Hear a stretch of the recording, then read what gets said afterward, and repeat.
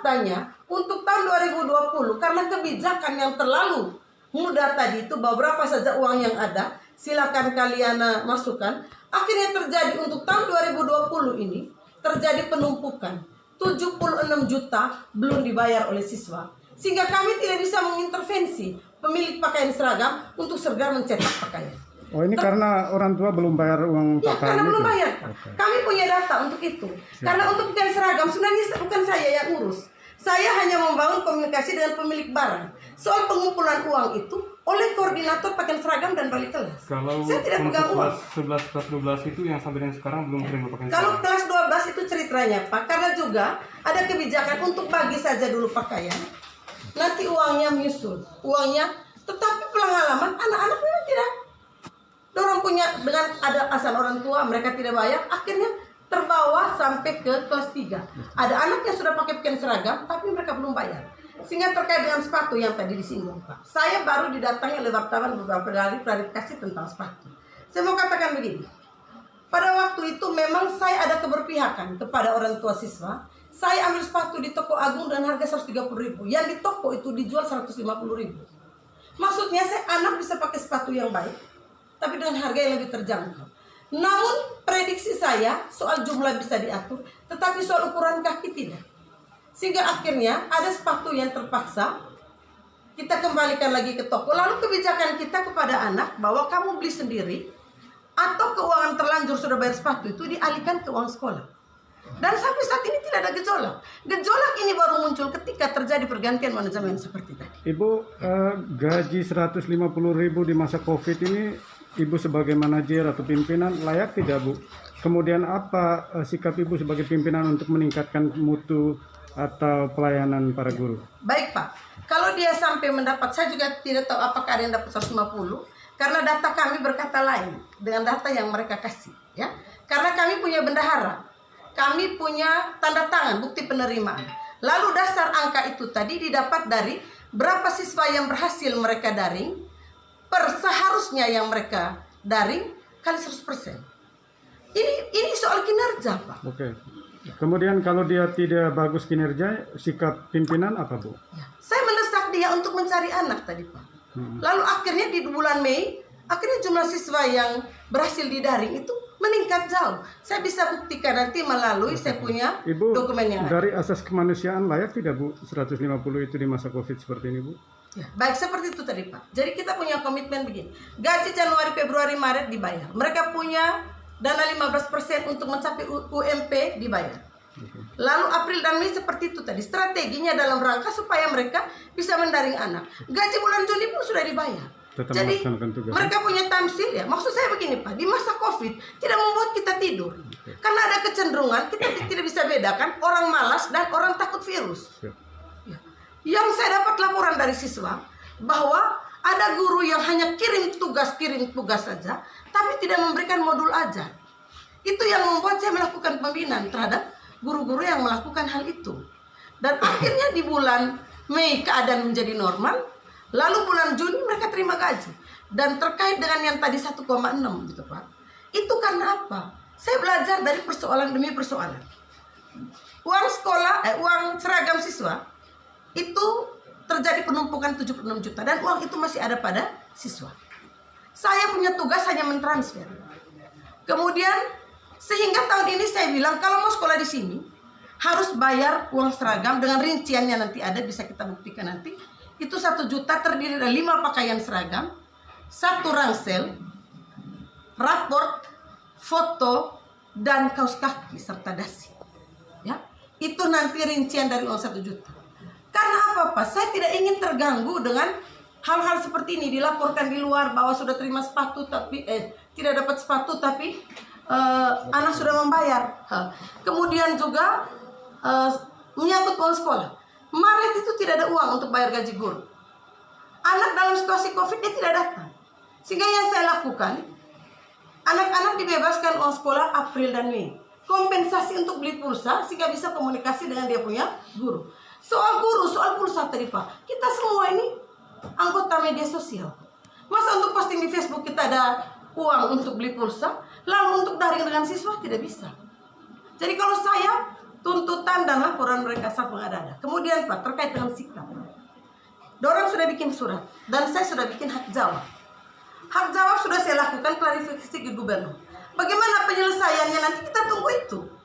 Ya. Tapi yang saya lihat bahwa mereka sudah mengancam siap pindah dari sekolah. Saya kan diminta dari provinsi untuk tetap menjalankan tugas seperti biasa karena SK masih ada di tangan Yus Maria de Romas. Saya kepala sekolah.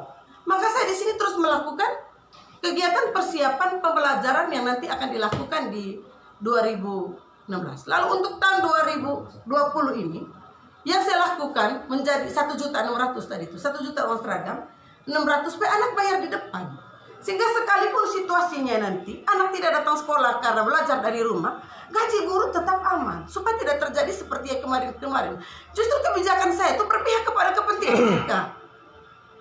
Dan kalau saya mau ngomong tentang kinerja, saya bisa buktikan kinerja dari guru-guru yang tadi mengatakan bagaimana mereka soal dugaan korupsi proyek 3 sumur air tadi itu gimana aja? Kalau itu begini Pak, betul tahun lalu kami pakai PAM. Faktanya PAM ini Pak, dia cuma mengalir 1 jam 1 hari. Itu pun jadwalnya tidak jelas. Ketika kita minta jadwalnya ke PAM, PAM tidak memberikan dia punya jadwal. Jadi ketika kami datang, keran sudah dalam keadaan kosong. Melayani 1.000 murid dengan ada jurusan boga, ada jurusan TPHP yang membutuhkan air banyak, apalagi pertanian. Mungkinkah orang bisa pakai air pump dengan bayaran mahal seperti itu untuk siram tanaman yang mereka tanam? Dalam praktek guru ini pembelajaran pertanian, mungkinkah?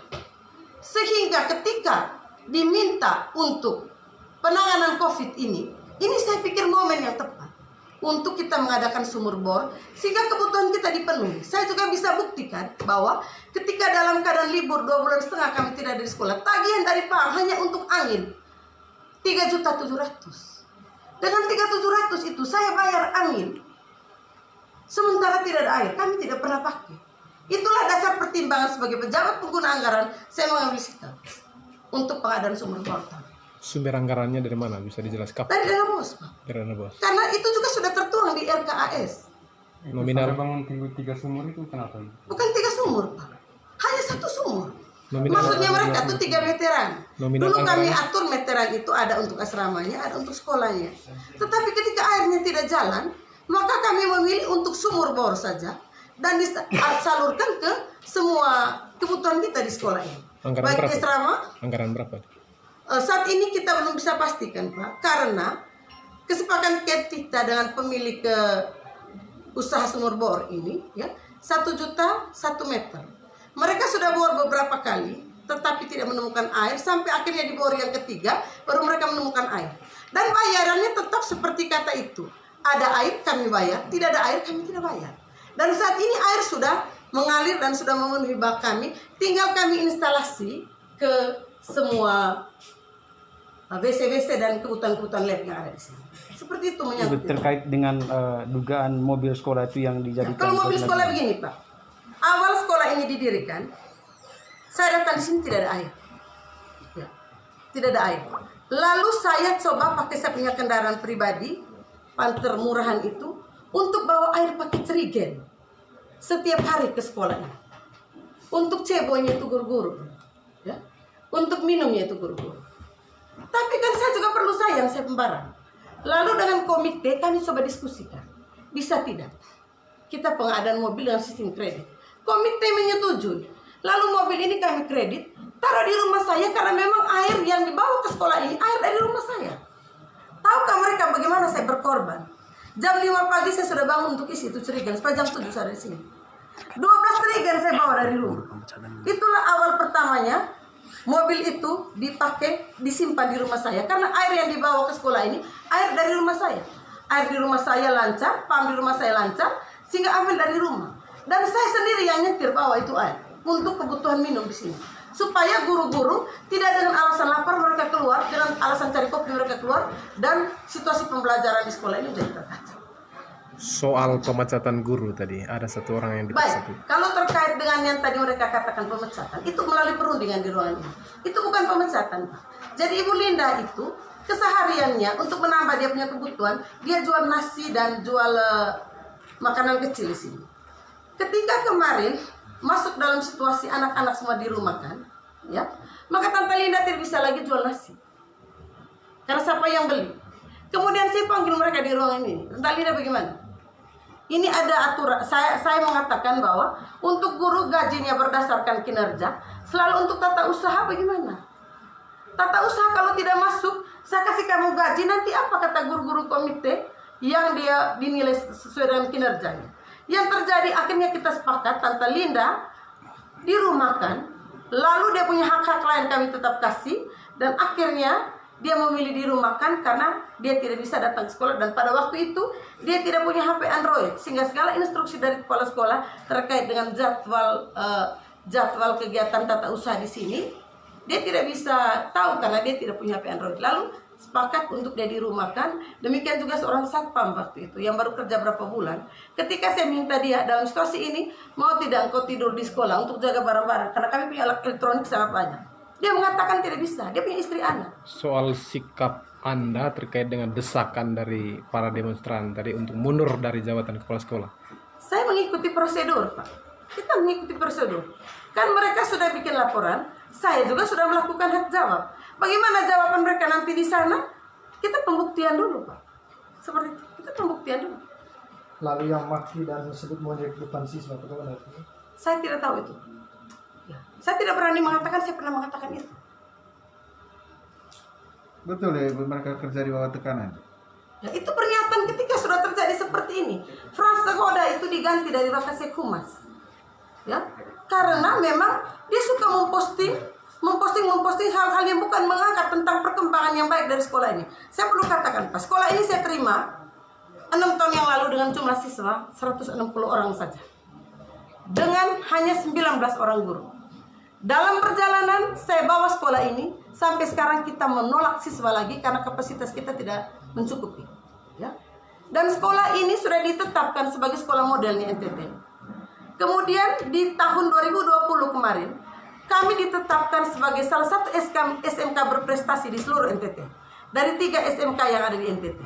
Dan itu sudah terjadi. Mereka sudah menikmati dana bimbingan belajar pada waktu itu. Oke. Katanya pembayaran untuk gaji guru komite itu berdasarkan kinerja. Iya. Nah, mungkin Ibu bisa jelaskan sedetail mungkin bagaimana cara perhitungannya sehingga bisa mereka mendapatkan angka terakhir. Silakan. Baik, ya. Seperti ini. Saya kebetulan kalau butuh dokumen tadi nanti saya akan kasih dokumennya. Saya tanya dia begini. Engkau ampuh berapa siswa? Misalnya dia ampuh 120 siswa. Siswa yang harus diampuh. Terus pertanyaan saya. Berapa yang sudah berhasil engkau jangkau dalam proses COVID ini? Baik itu secara manual maupun WA, maupun Messenger itu tadi, maupun Google Classroom yang sudah ditawarkan ke sekolah. Misalnya dia bilang 70 orang. Maka 70 per 120 kali 100, kita dapat persentasenya. Berarti dia tidak bekerja 100%. Tugas kita kan sebagai guru, kita ini gembala. Anak hilang kita cari, kita temukan dan kita bawa dia kembali ke dalam kandang. Bahwa dia tidak sedang libur, tapi dia sedang belajar dari rumah. Itulah yang alasan saya melakukan proses. Dan hasilnya di bulan berikut, nanti bisa saya buktikan dengan data juga, bahwa peningkatan gaji guru di bulan Mei sangat signifikan. Karena dengan adanya tadi hal ini, di bulan Mei banyak yang terima gaji penuh karena mereka sudah melakukan daring terhadap siswa. Dan Itu dilakukan semua kepada guru komite? Iya, semua. Kepada semua guru komite. Terkait dengan yang mereka sebut, Ibu Yusta tadi. Saya tidak merasa saya mengintimidasi. Dia minta ke ruangan ini karena dia bilang dia mau hamil. Sehingga dia mau ingin hidup dengan suami. Itu alasannya, tidak ada intimidasi. Ibu, apakah guru komite di sini tidak ada gaji pokok? Ada gaji pokok. Berapa? Nanti kita lihat, karena saya lihat nanti ada di bendahara, karena bendahara yang menulis lengkapnya gaji pokok. Baik Pak, terkait dengan gaji begini. Kami tidak bisa memaksakan karena ini uangnya orang tua siswa. Berapa kemampuan mereka untuk memberi gaji. Tetapi dalam perjalanan, yang masa kerjanya sudah di atas 2 tahun, itu dia mendapatkan dana 15% dari provinsi untuk mencapai UMP provinsi ini sebanyak 1.950.000. Dan itu sudah terjadi. Lalu ada guru-guru yang tidak dapat UMP kami usulkan ke provinsi untuk mereka dapat tamsil. Jadi akhirnya memang gaji mereka bukan saja 1.150.000 Pak, karena ada tunjangan lain seperti balik kelas tidak masuk di gaji pokok, uang minum tidak masuk di gaji pokok. Jadi penghasilan teman-teman itu lebih dari UMP. Artinya yang 150.000 itu sebenarnya di luar gaji pokok ya yang mereka teriakkan. Itu yang saya bilang tadi Pak, itu bukan diambil dari komite, itu diambil dari dana bos kemarin terkait dengan kinerja. Artinya Dana di bos luar bisa dipakai. di luar kinerja para guru-guru komite itu ada gaji pokok senilai UMP dan tamsil. Tidak sesuai UMP, ada gaji pokok yang diberikan oleh komite. Kemudian di situ juga ada tunjangan balik kelas. Ada juga uang minum yang 5.000 per hari. Dan itu besarannya tergantung kita hadir. Kalau dia tidak hadir maka satu bagiannya itu dihilangkan. Misalnya kalau dia tidak hadir 2 hari, berarti dalam bulan itu dia tidak dapat itu uang minum. Seperti itu kira-kira kebijakannya Pak. Tapi belum ada kisarannya Ibu ya, apakah di atas 500.000 Ibu di bawah? Kalau Bapak masih punya waktu di sini, kalau mereka punya gaji rata-rata 1 juta Pak, itu udah 1 punya juta gaji ya, pokok. gaji Termasuk pokok. yang terima Kemudian ada masa 150 kerjanya. Itu dari dana bos ya Ibu ya? 150 ya Ibu ya. Dari dari komite. Dari keuangan komite. Gaji mereka ini kan dari komite Pak. Bukan dari dana bos. Oke, siap. Sedangkan dana bos itu hanya 15% dialokasikan oleh pemerintah Untuk mereka, ya. menambah kesejahteraannya mereka. Tapi terkait dengan kebijakan tadi itu di masa Covid tidak ada uang saat ini di sekolah Pak. Tidak ada uang. Anak dari bulan Maret tidak ada uang untuk bayar gaji. April Mei tidak ada uang untuk bayar gaji. Kan anak Berarti Untuk komitenya itu. 150 itu bukan akumulasi ya? itu tadi Pak, itu Bukan aku akumulasi keseluruhan. tidak. Kan kalau misalnya plus ada dasarnya gaji pokoknya sekian tambah 150.